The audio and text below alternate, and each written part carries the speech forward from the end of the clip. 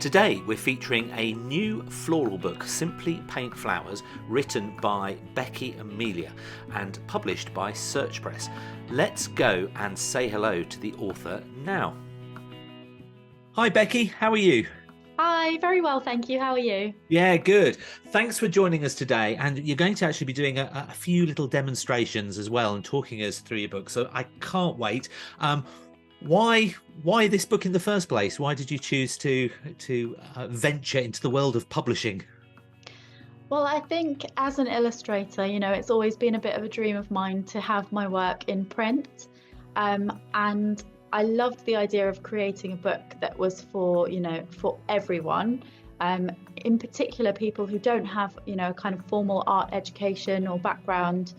And to kind of show that you can create these really lovely, striking paintings without having that background or without spending loads and loads of money on expensive equipment. Yeah, no, it's a great goal.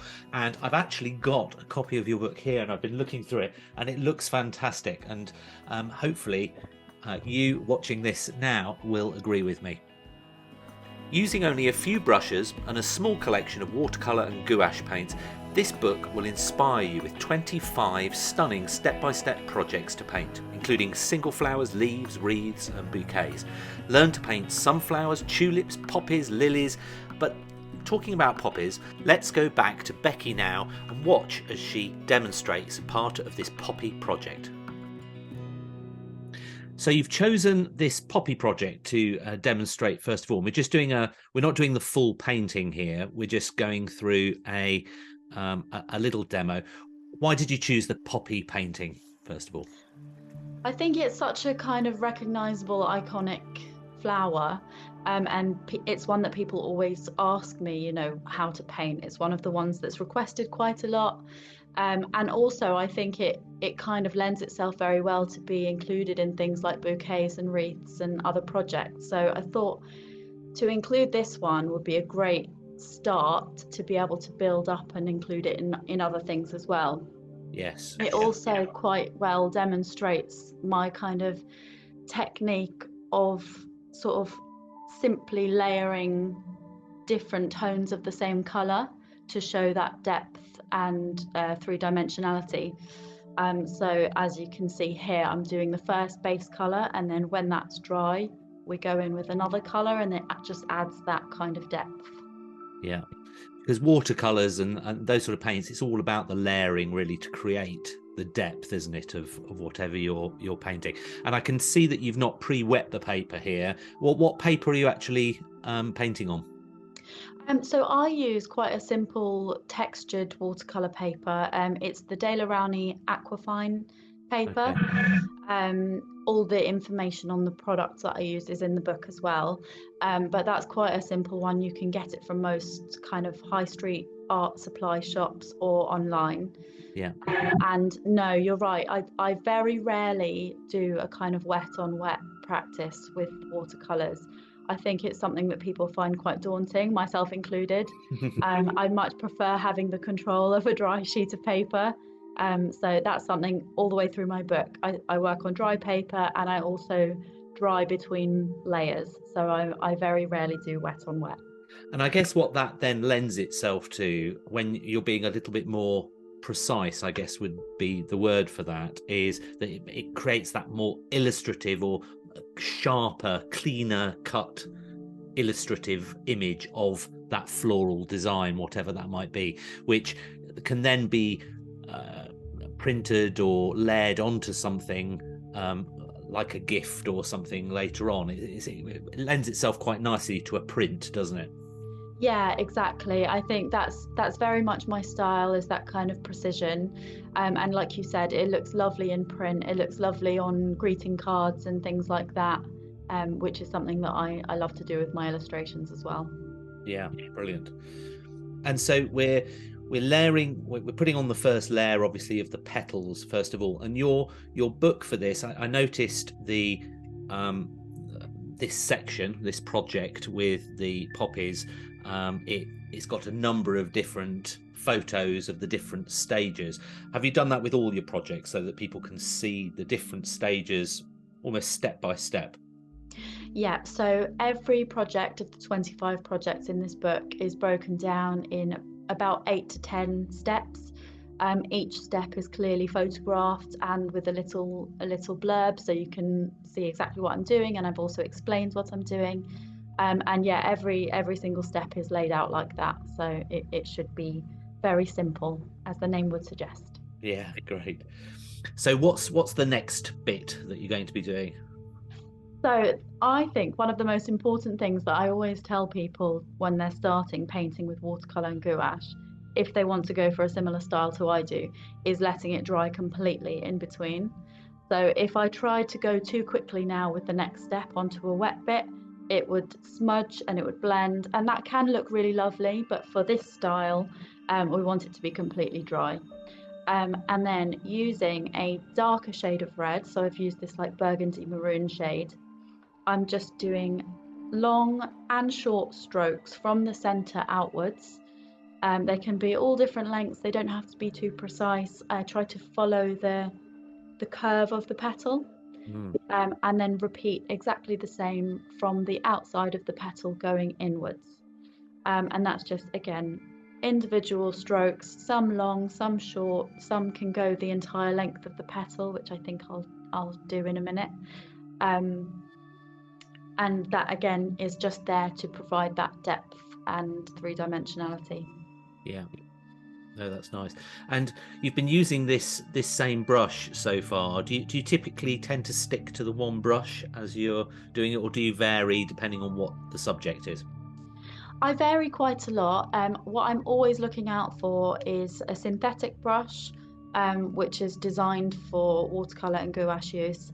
And I tend to find the smallest one I can. So this one is a detail brush from a brand called Wonder Forest, which is fantastic. But again, I could use many different brands.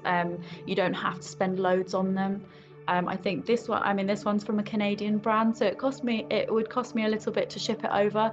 But equally, you can find them from high street art shops and just get the finest ones you can, and inner synthetic ones are the ones I find best. Okay, great. No, it's looking lovely. You can really feel the textures on that poppy already. Yeah, I think for this one, I've only done the base layer and then one layer, but if you wanted to, you could go in with a darker shade and do exactly the same, but to a lesser degree. So then you're adding that third tone in, and that just adds even more depth. I don't do that for the poppies because we add quite a lot of detail with the black paint next. But that's something that is in some of the other projects of the book. Great. And remind me, how many projects have you got in the book again? 25. Okay, great. And we'll come on a bit later, and because you're going to demonstrate a wreath and maybe a bouquet. And what made you choose the different things that you did within the book? So I really wanted a good variety of different types of projects. So I've done quite a few sort of single stems of quite recognizable flowers, like sunflowers, for example. I've done branches with lots of little flowers, like blossoms and forget-me-nots, and then bouquets and wreaths and other kind of floral arrangements. I kind of wanted to, as well as having a variety of different arrangements and styles, I wanted it to be very bright and have lots of different colors, and that's kind of reflecting my style quite well. I think also having that variety then gives you the basis to put things together in your own way. So for example, if you followed the projects of the poppies and then later on did the wreath project, you could very easily make a wreath using the poppies, swap different flowers out. And I think having that variety gives you more to work with for that. No, that's a great answer. And so basically, people can chop and change the different things, but on the whole, within the whole book, you've given them all the ingredients, as it were, for creating whatever type of bouquet, wreath, individual flower that they want to do. So it's now over to you as the viewer or the reader of this book to select what art you want to create using the tools that Becky's given you. So I think that's a great resource. That was definitely my hope. I think it's so lovely to see people recreate what I've done, but it's incredibly rewarding to see something that someone else has created and said that they've used the techniques that they've learned from the book and put it together in their own way. And I think that's really exciting. Yes, great.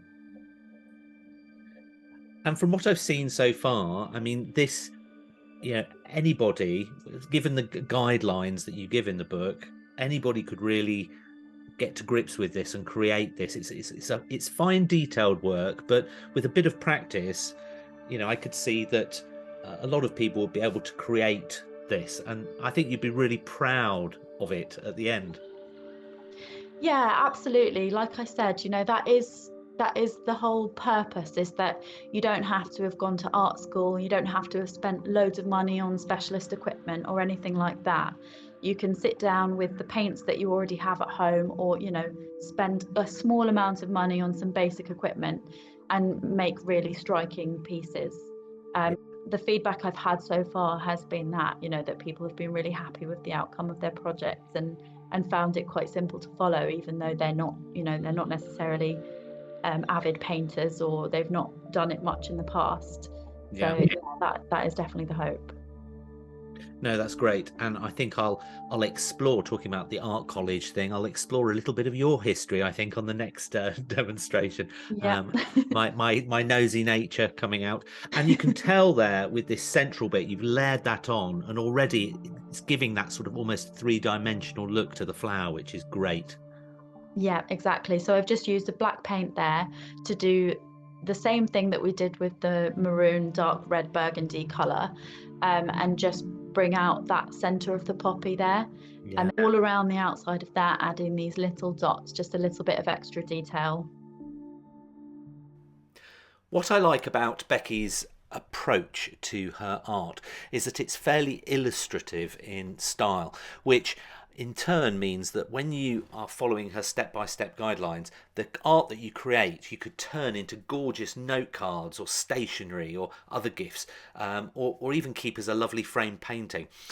Let's go back to Becky again, and this time we'll focus on another one of her projects, a little bit different from the poppy, this one looking at creating a wreath. So you've already pre-painted out the circle, which you talk about how best to do that in the book, and then you've put a couple of the first initial floral designs in the sort of bottom left area. Why did you want to demonstrate the leaves on the actual wreath itself? Well, I think the flowers in this painting are actually quite similar in style to the poppies, so I thought it was quite a good one to include in a way that shows how you can incorporate different elements into a wreath design. I think wreaths can be quite daunting. Again, it's something that people are a little bit unsure of how to start. So I included this really simple wreath so that, again, you can build on it, you can keep it simple, and the effects can really be quite striking. So painting in these leaves, you could go really detailed, you could add as much as you want here, but I've kept it really simple.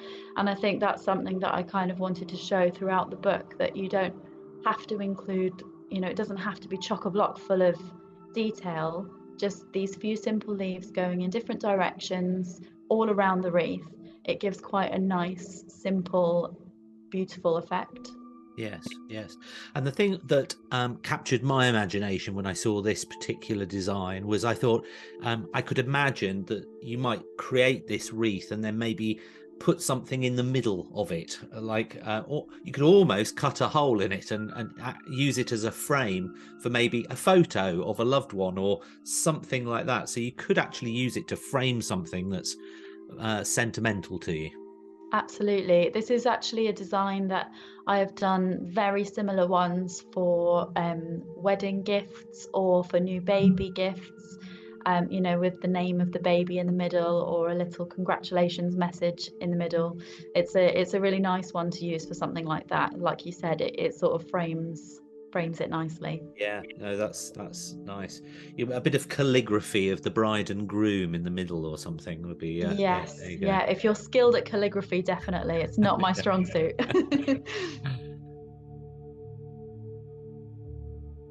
And is there a technique to working out which angle and how many leaves you're actually doing? Because you might run the risk of, it's a bit like doing a haircut, and when I do a haircut it's terrible. You know, you chop one side and then you go, oh, a bit shorter on that. I'd be doing these leaves and go, oh, I've had a few too many, I'll add a few more there, and to balance it out. Or does it really not matter? You just kind of stick them somewhere and it should work out. To me, it doesn't really matter, because in nature you have that kind of irregularity and it doesn't necessarily have to be equal all the way along. If you were unsure, I always suggest, you know, penciling it in first. If you've got a pencil that you can lightly sketch it in first and then paint over, you can always change it as you go along. And that's something I suggest throughout the book as well, actually. If you're not 100% confident doing it, then absolutely pencil it in first. Yes, no, that's a good tip.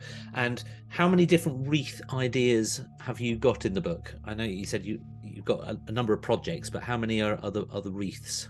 I believe there are two wreaths. So there's Okay. this one, simple one, and then there's a bit of a more Christmassy one, which is perfect for this time of year, which has some red flowers and little berries and branches and things. I've just thought this on the front of a Christmas card with Merry Christmas in the middle, printed on the front. Perfect. Yeah, absolutely. You could make the flowers red. You could make them a little bit more Christmassy if you wanted to. Yeah. Yeah.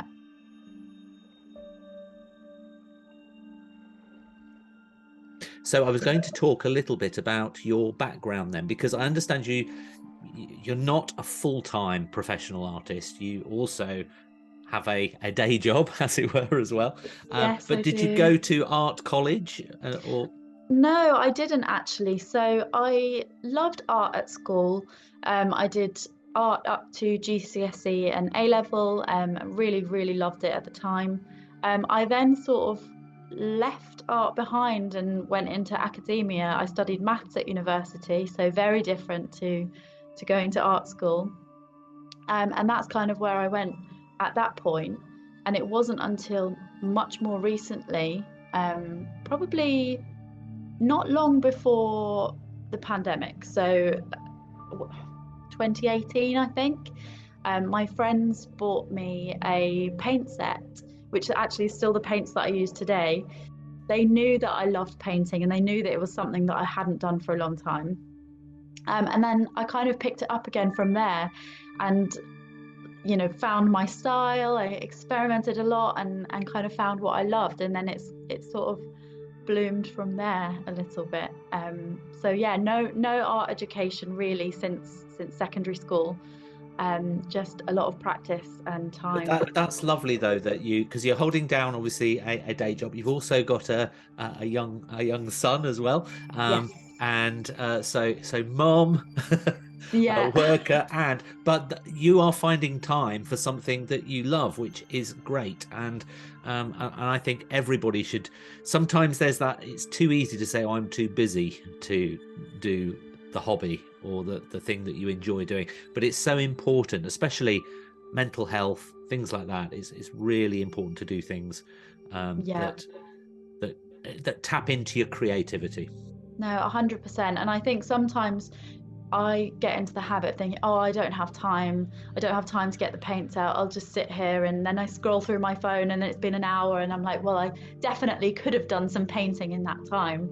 I feel like you can carve out little snippets of time. You know, you don't have to sit there for hours. Even if you do 20 minutes, a little sketch, a little painting, like it's all worthwhile, like you said, for your mental health and Yes. for just doing something creative and having an outlet there. Now, those leaves that you put on the wreath in between the flowers, I think that was really good. It continued it accentuated the circle, didn't it? And it Yeah. continued the wreath all the way around. You're now putting some, what would you call those? I would call those little sprigs of leaves. sprigs. Yeah, just coming out from behind those main flowers at the bottom left of the wreath. To add a bit more volume, I guess, to the... Yeah, exactly, exactly. These are the kind of leaf filler elements that you would see on like a bouquet or a wreath that you would buy from a shop. They're, you know, little details that, as you said, add volume and extra depth to it.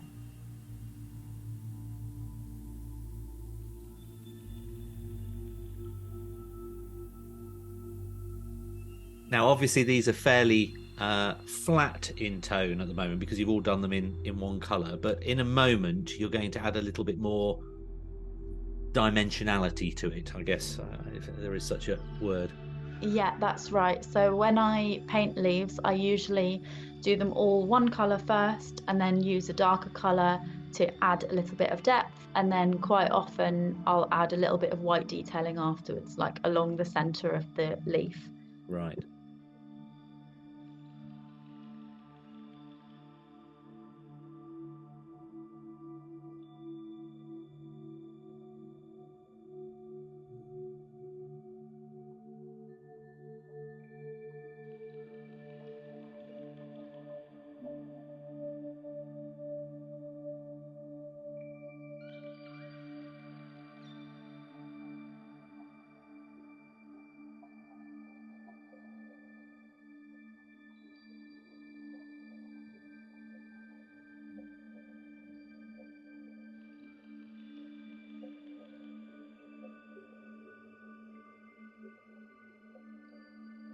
It's quite hypnotic if you keep watching it.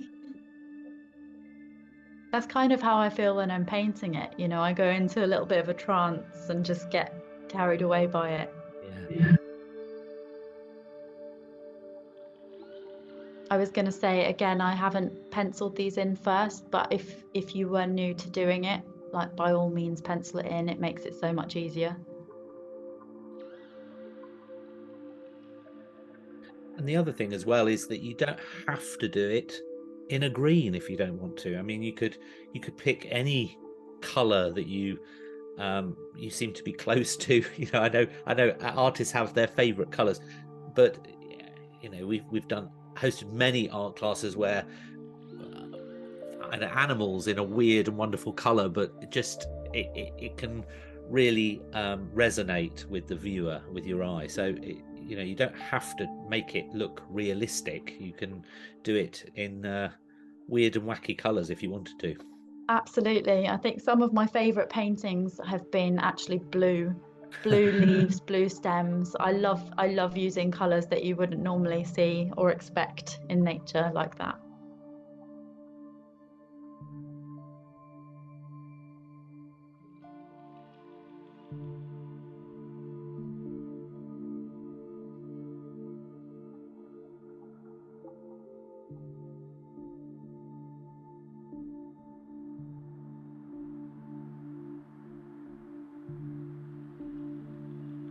Okay, so this is where we're adding another layer on now to the leaves, a little bit of three-dimensionality. Yes.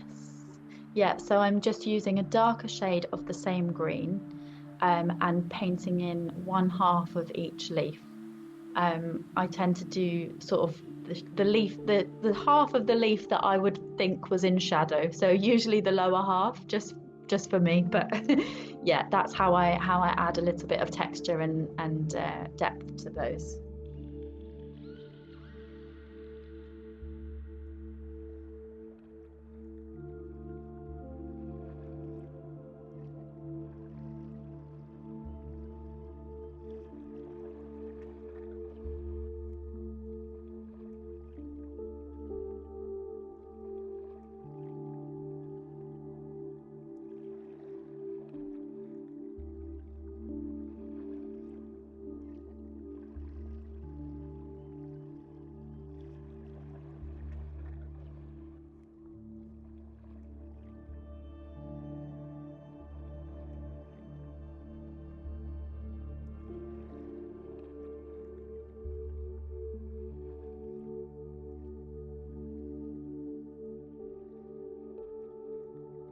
Very intricate style, and I can imagine that You know, if somebody did one of these projects from your book, they'd be very happy with it, the end result, because it would look,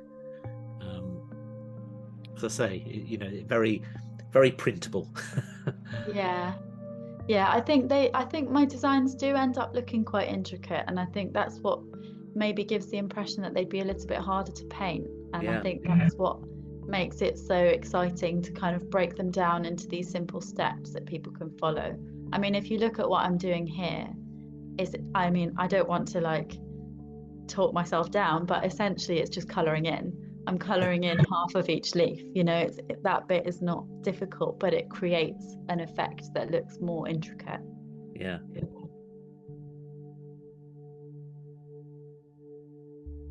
Well, as they always say, you know, keep it simple. And, you know, it is a simple technique, but it's thinking of that technique to start with, which is the whole point of Yeah. looking at the how-to. Yeah.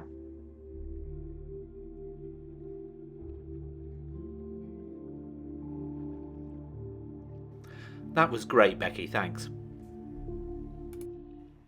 There's so many varied projects in here. I couldn't let Becky go without her demonstrating a bouquet as well. So the final demonstration that you're going to be sharing with us today, how many bouquet projects are there in the book? Off the top of my head, I'm not sure. I believe that there are 3 actual full bouquets, but then there are other kind of bouquet-like arrangements. Okay. Yeah, but this is one of the ones that's a little bit more kind of open, modern type of bouquet. Well, I love these, and if you were to start with a blank sheet of paper and say, right, paint me a bouquet, you wouldn't know really where to start, because if you get a real bouquet, there's a lot going on there, and you think, oh god, how can I simplify this? Whereas, and that is the really nice thing about these projects, because you've already done the hard work for us. So, and you can see on the left here the example piece that you're using as a reference, and it's got that complex nature about it, but it's also simplified as well. So I think that's really nice. So it gives you that guide, but doesn't it look stunning? It's really nice. Oh, thank you. A really nice paint. No, it is lovely. And did you, when you first came up with it, was there quite a bit of planning that went into your bouquets? Um, for this one, you know, it's kind of following a formula, if you like, how you would build a bouquet in real life, or how you would arrange flowers in real life. You know, I start with the biggest flowers and then do however many of those I want, cross over the stems like I'm doing here, and then kind of add in smaller details and fill it out like I would with a real bouquet of flowers. So I think once I've got that in mind, you can kind of do what you want with it. You know, I could easily have gone on and added, you know, hundreds more flowers, but sometimes it's nice to keep it simple. And for this one, I really like how it looks, how it's just kind of the 2 different types of flowers, big ones and the small ones, and then lots of lovely green leaves. Yeah, no, it does look really nice. And I Thank can you. see on the leaves, you were talking about that in our last demo, that you use that bit of white in the center, and you can see that on the leaves in the reference picture. Yes.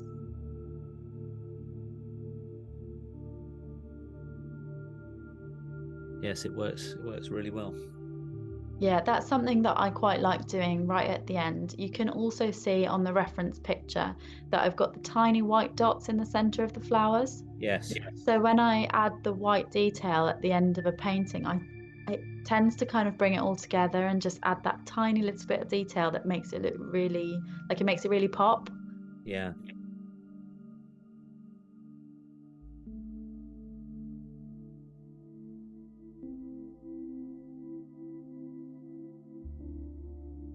Is that with white gouache that you do that, by the way? Yes, it is. Yeah.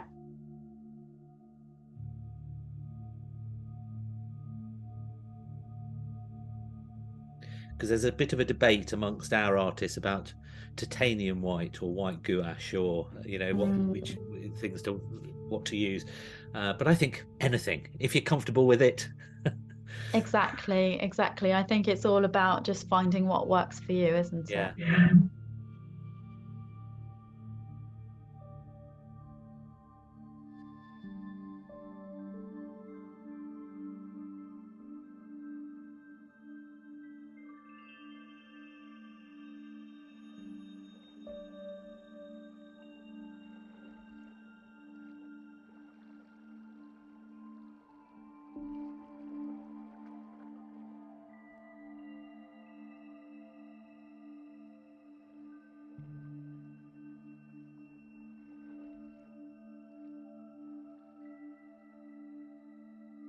You have to be bold and confident when you're doing those long, fine swipes, those lines for the leaf edge.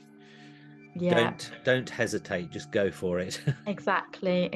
And I've said it in the book as well, nature is not about straight lines and everything looking perfect. You'll never get a leaf that looks exactly the same as the next leaf. So Yeah.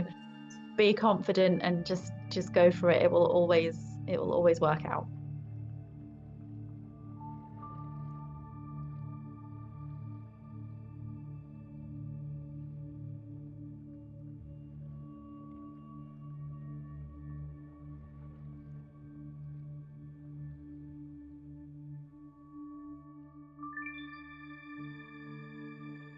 And out of interest, the paint, when you're watering it down, what sort of texture is it? Is it like a single cream type of consistency? The paint that you use? Yes, I'd say so. So I use a mixture of like a pan palette and tubes.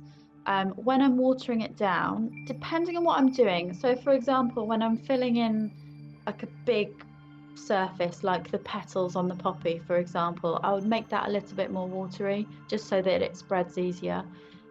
For bits where I'm adding little details, like the center of these flowers, I'd maybe want it a bit thicker so you've got that extra bit of control. But yeah, as a rule of thumb, for most things, single cream texture is probably about right.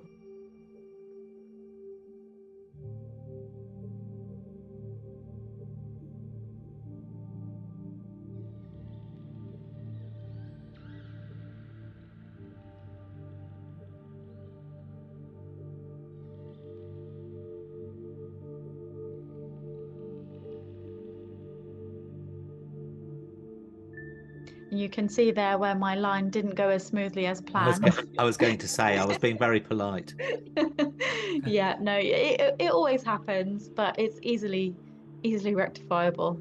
It was a big long one, so it would have been Yeah. difficult to keep that really smooth. But you No. recovered it Oh, gracefully. thank you. You know what it is? I was trying not to smudge what I'd already done, so I had my hand sort of hovering in the air. Yeah. Gave me a little bit of a shake. Yes, different artists have different techniques for that, and they're putting, the little finger down to balance or use as a Yes. pivot or whatever it is. Yeah.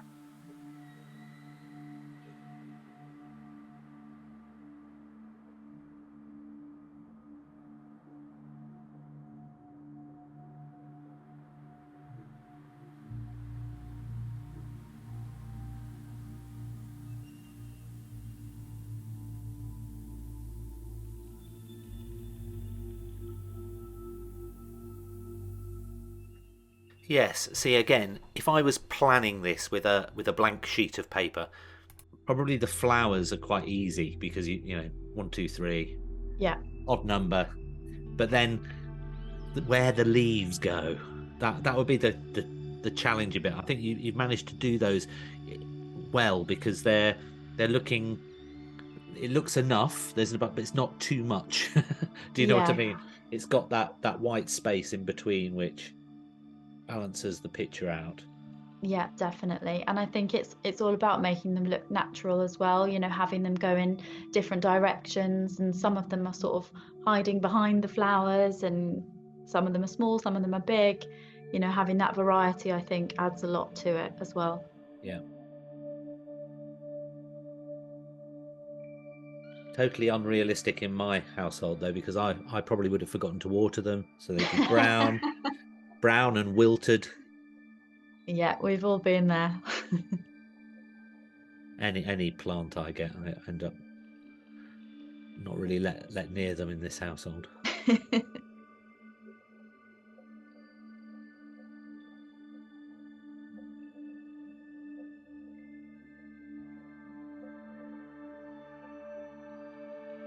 Yes, so now the first one that you did is dry, so we can. Yes. Yeah, exactly. Going back and adding that darker shade of green to add a bit of depth.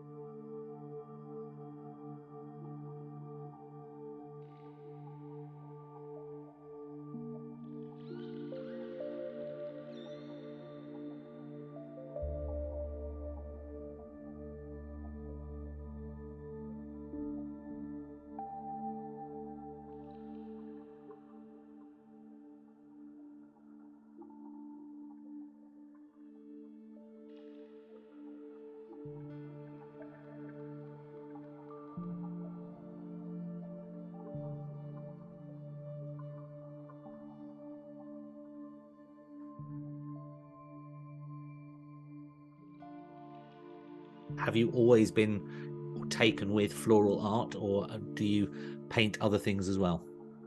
I think that's always been a kind of big source of inspiration. When I picked up the paintbrushes again recently, I did kind of a wide variety of things. You know, I kind of experimenting with landscapes and pet portraits and all kinds of things really. And then naturally just kind of gravitated towards plants and flowers in the natural world. I do still dabble in pet portraits and other things, but this is where I'm most comfortable and happy, and also where I get most of my inspiration, to be honest. Well, that's nice that you found your calling so early on in life. Yeah. I just think the amount of variety that you get in nature and in plant life is just kind of infinite. You know, you could never kind of get I could never get bored of painting flowers and leaves and plants because it's never, it's never the same. You never get two arrangements exactly the same or two plants that are exactly alike, and I think that's quite exciting. Yes, yes.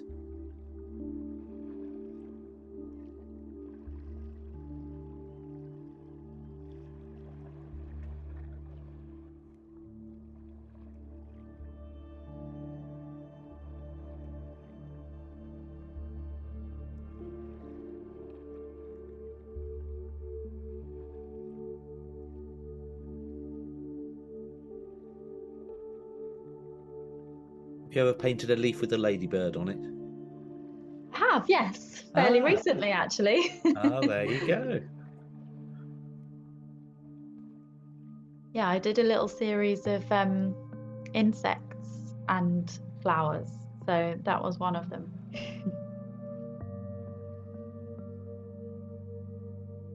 I love that Pixar movie where it was a cartoon thing, but it was all about the world, the insects, all obviously they could all talk and all Yes, had human behavior, but it was great to. I remember that was quite a few years ago now, but it was a fascinating take on thinking about the world in miniature. absolutely. Was it a Bug's Life, wasn't That it? was it, yeah, That's the yeah. one, yeah. And ants, I think, was another one. I Oh think yeah, they came out with lots all in one go, like they do. they did, yeah.